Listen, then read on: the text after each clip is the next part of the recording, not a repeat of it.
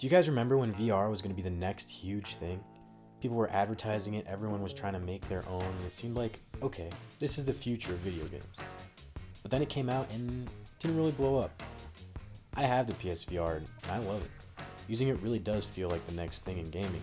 The level of immersion is like nothing I had experienced before. So I've been really confused for a long time as to why the popularity wasn't that high. Wearing one and being inside a good game really does take the video game experience to the next level. But that's just it. You have to use VR with a good game. And not just a good VR game, because apparently there is a difference. I think Astro Ball VR is a perfect example. A couple of months back, I was really in the mood to play a platformer, and not owning any new Nintendo consoles, I wasn't really able to go to my familiar plumber friend. I also own PSVR and was looking for something new to play in that. And hey, look at that, Astro Ball looks like it would be the perfect game. Critics say it's better than Dark Souls, better than Horizon Zero Dawn, better than Fallout. Holy crap, it's even better than Minecraft. That's the game famous YouTubers play. Okay, this game must be amazing. So I downloaded it. And let me tell you, it's not amazing. The game is so easy, it's unreal. And yes, I understand that it's meant to be for kids, which makes so much sense because you're not supposed to play VR unless you're over 12, but it's just so easy it feels like a walking simulator. There have been great platformers that appeal to everyone, one of the most beloved being Mario 64. As a dumb little 4-year-old, you can play the levels using the intended routes. You don't have to get all the stars to beat in the game, so you can skip the hard ones. There are hints to help you find the stars, and there's nothing too scary. But if you aren't at the mental capacity of a potato, the game gives you freedom to do more challenging things and get to stars in more fun ways through giving you options in the way you move. You have the normal jump, the double jump, the triple jump, the dive, the ground pound, the long jump, the wall jump, the punch, the kick, the backflip, the side flip, the slide kick, the move no one has ever done, and all this allows you to get through platforming challenges the way you want. Instead of taking the normal path, you can pull a little trick like this off. Doing that makes you feel good at the game and is rewarding, and it's fun. This game lets gamers challenge themselves to the level they want and can therefore feel rewarding to everyone, making it a masterpiece. Astro Ball, on the other hand, all you have is the jump, hover, punch, and spin punch, and that's about it, and it feels extremely limiting. There's only one way to get through these levels with your limited mobility, and there's no option for you to challenge yourself more. There are some neat levels and features with the VR and motion controls, but they're never explored to their full potential.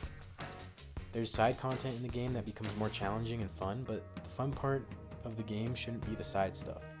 The main game never really ramps up in difficulty. I never died to a boss, and when I ended up beating the game, I was just kind of like, cool, and put it down. I didn't have any satisfying feeling like I actually accomplished something, but instead it felt like I just sat through a VR experience. And that's the problem. With so many of these PSVR games, they feel more like just a VR experience than an actual full game. Astro Ball has potential, but instead it's just a subpar platformer with VR slapped on top. VR gives you the perfect opportunity to have a game that really makes you feel like Batman, but instead you just get a very short experience.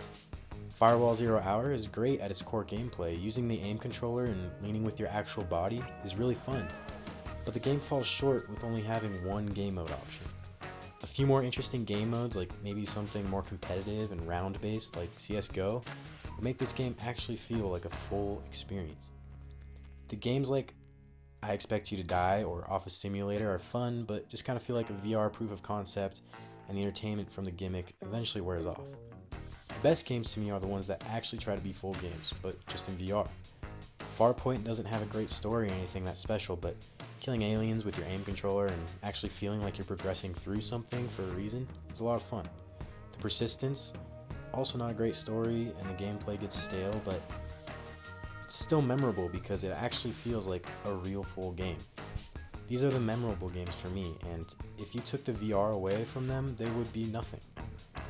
Right now, something considered a good VR game is not really something that would be a good game on its own. If PSVR is really going to take off, these developers can't have the focus be, wow, look guys, VR is cool, check out this gimmick. But instead, they need to focus on making a good game, and then implementing VR in such a way that it improves the experience. That's when VR shines, and is what it will take to make it more of a mainstream gaming device. And there's only one example that I've seen actually pull this off: Resident Evil 7. Without the VR, it is an enjoyable Resident Evil game that feels full and is entertaining with the scares. But when played with VR, the experience is taken to the next level. You get immersed into a terrifying setting with unsettling noises and a chilling environment everywhere you look. You are Ethan, and it feels like you're trapped in the house fighting to escape. And when the monsters do catch you, the feeling of them being so close to your face brings the horror to new heights that other forms of media just can't compare to. Playing this for the first time and using VR scared me more than any other movie or video game ever had, and it became one of my most memorable gaming experiences from this generation. The developers used the VR to enhance an already good game, and it made a lasting impression on me that VR was truly the next step in gaming. Ever since, I've been waiting for another VR experience to even compare, but sadly nothing has. There's so much potentials, but if developers don't start making full games for PSVR, I don't think it will become much more popular than it already is.